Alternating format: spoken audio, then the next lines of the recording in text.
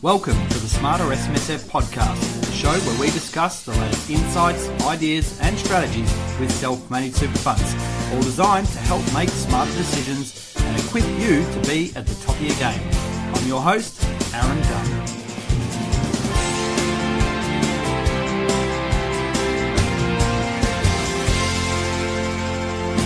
Hey there folks, Aaron Dunn here and welcome to the Smarter SMSF podcast, where we take a look at some of the latest issues, strategies and insights impacting the SMSF sector. The last week has been a busy one. That's why we didn't put out a podcast. We were away in Sydney at the SMSF Association's 2018 National Conference, where there was around 1,630 attendees at the International Convention Centre. It was a huge event, as is always the case, and gave us an opportunity for the first time to showcase our rebranded SMSF Academy into Smarter SMSF. So for those of you that came and saw us at our stand, thank you. Hopefully we were able to demonstrate some of the fantastic tools that we've been building, documents and training that we have available. And for those of you that attended my session, an even bigger thank you, because it was a very fun experience working alongside two of my peers that I hold high regard for in Adam Goldstein and David Basoli. But I'll get to that shortly. The SMSF Association National Conference is really one of the premier highlights for me on the business calendar every year. And I do consider myself quite fortunate that I think it was for the 6th year in a row now that I've presented at this conference to my peers. And interestingly though, and only upon reflection, having a drink on the Thursday evening with a couple of people, it's the 6th time again that I actually haven't spoken on a pure technical topic at a conference that is known for its high technical specialization on SMSF issues. So it's quite interesting in itself that I do get asked regularly to talk about more practice-based issues. So issues confronting practitioners with the super reforms, and I guess observing what's happening and what's coming forward in the sector. And maybe I'm fortunate in so far that there are very few that can talk in that space rather than just technically. But whatever the case, it is a lot of fun. It can be quite challenging, but certainly it was something this year when we spoke about thriving or surviving, how you need to adjust your SMSF business model. I had a lot of fun talking about that and understanding the characteristics to those that attended around what is it that is setting up a business today to thrive post super reforms compared to those that are just struggling and not surviving very well as they navigate through CGT relief, total superannuation balances, T-bar reporting, and much, much more. Because the business of SMSF here has many moving parts, and really that's what we wanted to flesh out. How you navigate around these is going to be really important in modern practices today, whether it's accounting, financial planning, or the like. So we will look at maybe talking about that at some stage in the future, and if I can get the opportunity to bring Adam and David in, or even some of our other members to talk about that, we'll certainly do so in some webinar training and or podcast. But what I thought I'd talk about today was some of the key takeaways from me from this particular conference. And the first one actually came out of the session that we did on this surviving or thriving under the super reforms. And it was a comment that Adam Goldstein made in this session, along with the unrestrained David Basoli from SMSF Alliance. But what Adam mentioned through his business at Skeggs Goldstein was this real shift in a view that we ultimately have been observing over a long period of time. Compliance has been something that has become very much back of mind rather than front of mind. And what I mean by that is that through technology and through the way in which things are trying to be streamlined and so forth, it's being pushed further back, trying to be standardized and not having any high levels of engagement in with clients. And We're seeing more and more globalization of the workforce, stuff being pushed offshore, very high levels of pressure around price sensitivity and the like. But Adam made a very pertinent comment in that particular session. And the comment was that compliance, in their eyes, is the new strategy. And what Adam was effectively saying here, as he shared insights into how their businesses have worked through the super reforms, this powerful message really talked about how they've brought the compliance right into the front of office. And whilst many of us, like I said before, have seen this task as a back office process, adding limited value, they have taken a very polar opposite view. Now, they've gone through a process of adopting the cloud technology. They have regular engagement as a financial planning and accounting business. But now that they've taken on board that technology, they see the regular administration of their funds as a critical tool in the ongoing discussions for their quarterly meetings. Because, like I said, with that financial planning context, that they not only are discussing things like their quarterly reviews, the investment strategy, but this is providing them with the ability to touch on all of the critical issues that are relevant to them. And they use the Class Super software inside their practice to actually get in front of the client and show them the information that's in there around their contribution caps, how they're tracking for things like total superannuation balances in the future, their pension levels and the like. And it's through this process that it's ultimately allowed Adam to demonstrate the actual value of this compliance-based work and create an annuitized pricing model that enables them to build a far more profitable business. So it is this change of view that to me was quite compelling, because like I said, we've seen a very different approach over the last few years, where that administration or compliance function has just been very much part and parcel of a process, a year-end process, trying to drop it down to a lowest common denominator, where he's saying if we bring this to the front and use it as an engagement piece with our trustees, because we know that engagement and trustees understanding those compliance obligations are part and parcel of their duties as trustees. And we're now seeing, with the tools that we have available within our industry, we are very fortunate here in our industry to have software providers in Australia that are at the forefront of technology that is empowering us as practitioners and businesses of all sizes to better engage with our clients. And that's very much what they're doing. And it's where we see this and where we observe this, where they're really seeing this level playing field for practitioners against the larger size corporations as well, working within the space. Because in essence, they're all using their own this same software. There might be some proprietary software in the business, but in essence, we're not seeing anything bespoke that is giving larger organizations substantial scale and effectiveness that would put them ahead of what a practitioner of a smaller size could actually do. So sure, scale is going to bring its benefits, but much of that in the larger space is driven on a return of equity through the globalization that they see in its workforce. So I think it's pertinent to remember here and leverage this opportunity, because we can use the tools that are readily available to us and leverage this opportunity as a practitioner to remain relevant in the eyes of our client,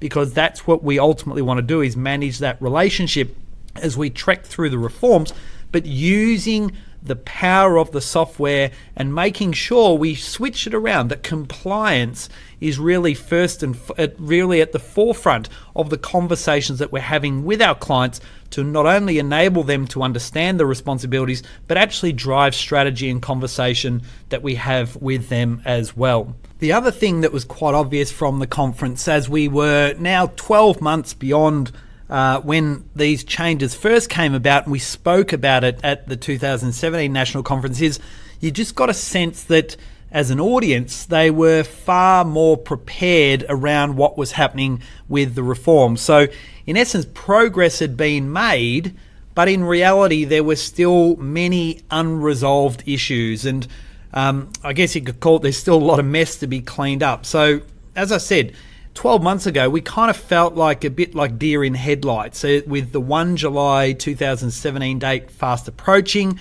and just a hell of a lot of work that needs to be worked through. That sheer volume of change and implementation was quite significant and remains quite significant. I guess at this conference, what I observed was there appeared, like I said, to be a far greater level of understanding, which was good, which is really good and expected, and a real focus on the leveraging those key touch points, the strategies, taking a far more lateral approach to how we're going to be dealing with things. Whereas last year, it did feel far more linear in understanding and really chiseling into our minds how the rules were actually working, taking a straight line view from the regulations, the explanatory memorandum, and so forth. This year, we started to explore far more the issues off the back of estate planning, the issues around transition to retirement, the issues around contributions, and much, much more.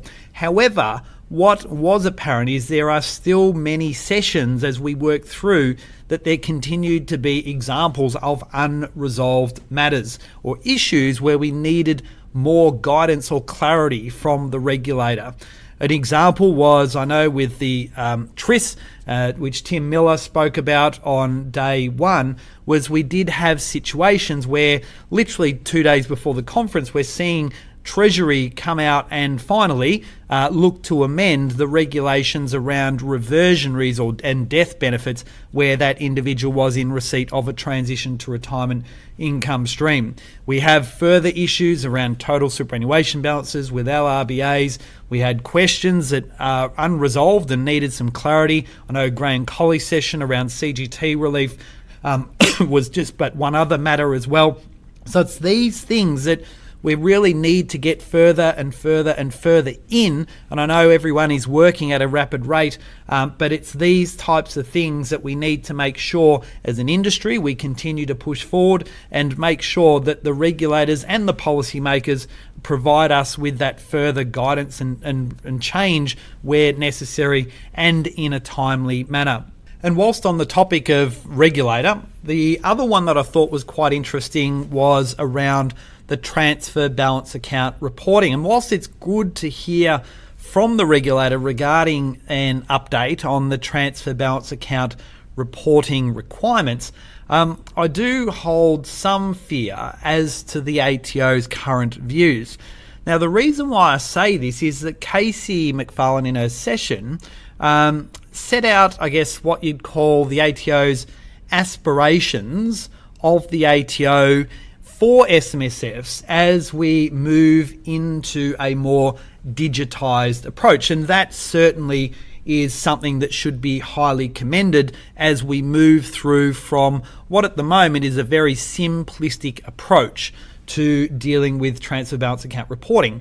However, what concerned me was that in the same breath, there was comments made about the fact that the ATO do not envisage any future change to the transfer balance account report concessions for SMSFs.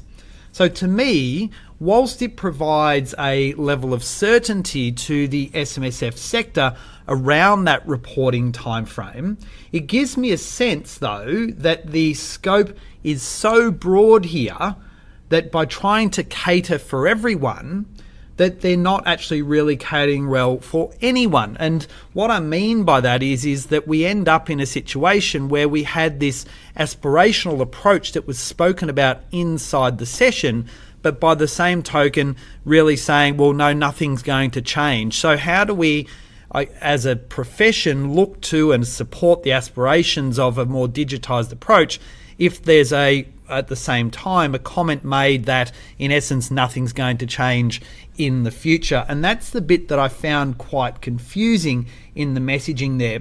And I guess, don't get me wrong here in this approach, that the carve-out from the 1st of July 2018 is a great result, because the total superannuation balance, the $1 million threshold, is going to reduce the level of reporting by about 85%, according to the ATO and information that process of negotiation took out. However, in line with what was mentioned as being aspirational for the ATO, in my view, I think it would have been much better for the Commissioner to actually talk about the revision of this process in, say, 4 or 5 or whatever years' time, rather than saying as a blanket ban, look, we don't intend on changing this in the future. And I know Peter Hogan, who was chairing the session, spoke to her about whether this was going to be looked at in the future,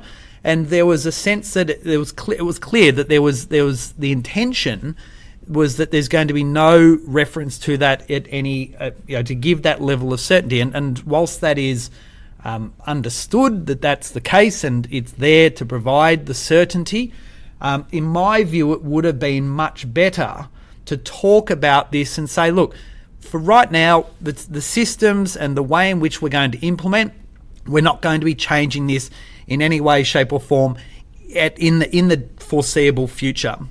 But as an aspirational approach, I think what is important that should have been said is that we're going to consult with industry and we're going to try and understand just what level and impact technology is going to play in the future of the sector and what role it could actually play around transfer balance account reporting as well for the sector.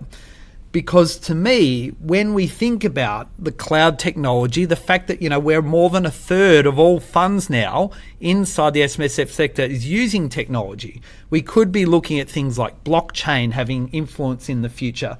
All these sorts of things are going to substantially influence the way in which our funds are operated in the future. I would suspect that we're going to see at least half of all funds within the next 5 years would be on cloud, even going beyond that. Therefore, if we take into account the ATO's digital focus, its engagement with the SMSF Association think tank that was raised at the SMSF conference as a new initiative, when we talk about the software providers and the advancements that they're doing in the technology space and other key stakeholders, I guess what I found disappointing, what I would like to have seen, is that we would have hoped that the industry will be far more progressive in its approach to its T-bar functionality at that point of view. So therefore, let's revisit it. Let's openly say we're going to revisit it, but we're not going to change it until we're comfortable that the sector has progressed to an extent that it would be able to cope with such a change. And that was the thing for me, where I think rather than simply stating that it's a permanent arrangement, in my view, is going to line up the ATO at some point in the future to a greater level of pushback, rather than if it wanted to align itself closer to APRA regulated funds, rather than saying, look, we will be revisiting this at some point, but we're openly going to consult with stakeholders within the sector until everyone is comfortable that we work to a framework that is a far more regular reporting process, but has the technology and tools to enable us to do so. So that was something, like I said, it really piqued my interest in that conversation. So we do have this commitment from the ATO that nothing's going to change, but we have this aspirational approach which appears inconsistent with that current view.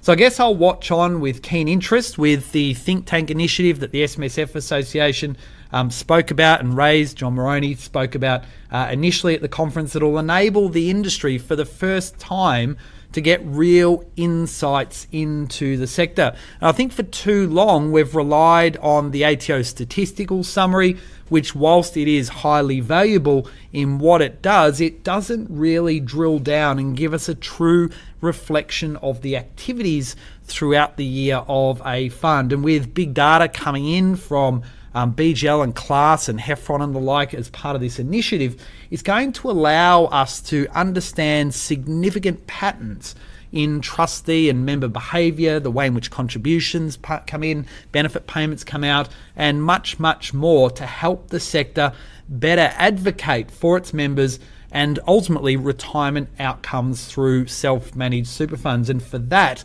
I think that initiative could be a real game changer in the sector as well. And hopefully, I'll take the opportunity in the not too distant future. If you're listening, John Moroney, I'd love to have, or Deb Ralston, who's the new chair, I'd love to have a future conversation with you around just really what some of those initiatives will be in the SMSF Association's think tank.